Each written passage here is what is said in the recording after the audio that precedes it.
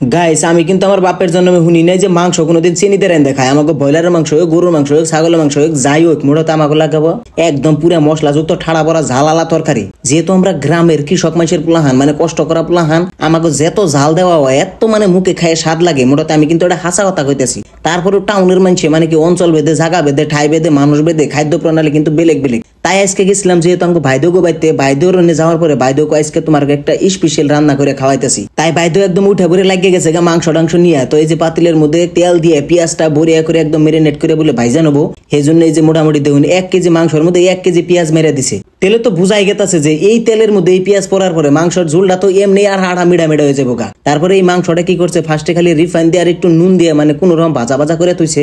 আর এই তেলে ভাজা পেঁয়াজটা একদম যে তুরি আড়া আড়া কালা কালা পুরা পুরা না হবো, মানে একদম রস রস আটা আটা টাইপের সেই তুরি মূল্য এটা ভাইজাই থাকুন লাগবো। তো তারপরে এই ভাইজা রাখা কালা একদম কচকচা হওয়া পেঁয়াজের মধ্যে দিয়ে দিল এইরকম এই ভাইজা রাখা চিকেন গুনা। আর ইমুরা হইতাছে পোলাও, পোলাওর মধ্যেও বলে চিনি মারছে, মানে বস্তুটা চিনি দিলে বলে টাইট হয়, আড়া আড়া হয়। তো আমি তো একদম চিন্তায় পড়ে গেলাম কাজে এই মোষ টুই ছাড়া তারপর অল্প আদা মোষ টুই যাই হোক কিবা দিল, কিন্তু কাঁচা মোষ পেঁয়াজ ইন্না অল্প অল্প দিয়ে যেটা এই যে মিঠা তেল দিয়ে মানে মাস্টার্ড অয়েল যেটা ওইটা দেওয়ার পরে তরকারির যেটা স্বাদ ওটার কিন্তু আলাদা মজা, ওটা কিন্তু কোনো হানে পাওয়া যায় না। তো যাই হোক তারপরে বাইদো ইউনিক বস্তু এটা বানাইতেছে, যদিও খাইয়া দেখি আজকে কেমন লাগে। তো এই যে ধরুন অল্প মরিচ মেরে দিছে, মরিচ আর এই পেঁয়াজ আবার করকরা করে ভাজা ভাজা করতেছে। আসলে সবেরই মুখের স্বাদ আলাদা আলাদা। তো তাই এই যে দেখুন বাইদো হপাই চিনি মেরে দিল তরকারির মধ্যে। দেখ শুননে এই মুরগির মাংস কষিয়া টসিয়া হেনে যদি চিনি দেয় এম ভাই তো জাল দেই নাই, কাঁচামচ টাচামচ তো দেই নাই। তো তারপরে আবার চিনি মেরে দিল, মানে বস্তুটা বলে আরো আঠা আঠা হবো। 1 কেজি পেঁয়াজের মধ্যে এমনি তরকারি আঠা আঠা হয়ে গেছে গা, আরো আঠা আঠা করবো। এটা কি যে বানাইতেছি কি বস্তু এটা তো জীবনে খাই দেখি নাই, কিন্তু তাও মানে আজকে আশা করে রয়েছি দিয়ে ভাইদো কি বানায় তারপরে বস্তুটা খাওয়া লাগবে। পরে এই যে তরকারির উপরে একটু মানে আদা না কি জানি কয় এলাচ সেইসা দিল, এলাচ সেইসা দিলে মানে বস্তুটা বাসনা বাসনা হবে নিগে। কিন্তু আমার মাথায় একটা চিন্তাই রয়েছে এই মাংস জাল লাগবো না, খামো কেমনি, মিঠা মিঠা তরকারি কি খান যাইবো। তারপরে বস্তুটা বাইতেও আরো একদম মজা করে ভাজা ভাজা করতেছে যেহেতু বস্তুটা জানি টেস্ট হয়। কিন্তু এই তরকারিটা বানিবার গেলে যেটা মেন উপকরণ লাগবো সেটা হইলো এই সস। সস মানে একদম আধা কেজি মাংসের মধ্যে আধা কেজি পেঁয়াজ আর একটা একদম পুরো ফুল এরকম বোতলের একটা সস মারিয়ে দেবো, জানি একদম বস্তুটা রস রস একদম মধু মধু টাইপের হয়ে যায়। আর এমবুরা হিতুরি পোলাও টুলাও রেডি করে হেলাইছে। পোলাওর মধ্যে দিবেন নাকি কাজু বাদাম কিশমিশ আর কি কি জানি ভিজিয়ে রাখছাল, তো মাও হেন্না লগে দিয়ে দিল অল্প।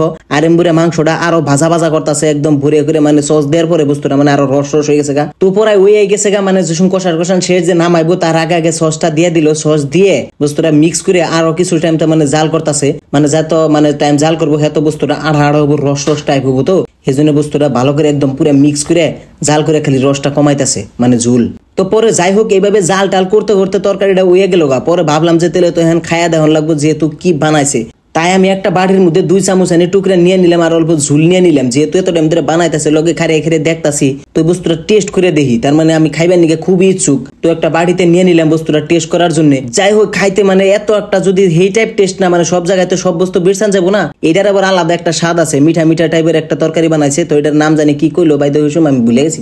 এটার নাম নাকি চিকেন রোস্ট। তো যাই হোক চিকেন রোস্টই বানাক আর যাই বানাক বস্তুটা খাইতে মানে ভালোই টেস্ট হয়েছে। মানে ভাতটা খাওয়ার জন্য না, যেহেতু আমাকে ভাতটা খাবার গেলে লগে ঝাল লাগবো। পরে আমি এটা নিয়ে যখন পোলাও দিয়ে খাইবার বসি তখন তো বেশি আমি খেয়ালাম না, মানে আগে খাইয়া মানে মুখ মাইরা দিছে তো মিঠা না এরকম। পরে কাঁচামচ টাচামচ দিয়ে অম্বাই কিছু কিছু খাইলাম। তো যাই হোক টেস্টটা ভালো হয়েছে। তো আপনারা যদি খাইবার চান এরকম করে বানিয়ে নিয়ে হারুন, ভরিয়া লাগবো কিন্তু হুদা খাওয়ার জন্য, ভাতটা খাওয়ার জন্য না। Thank you guys, bye bye, দেখা হবে অন্য কোনো ব্লগে।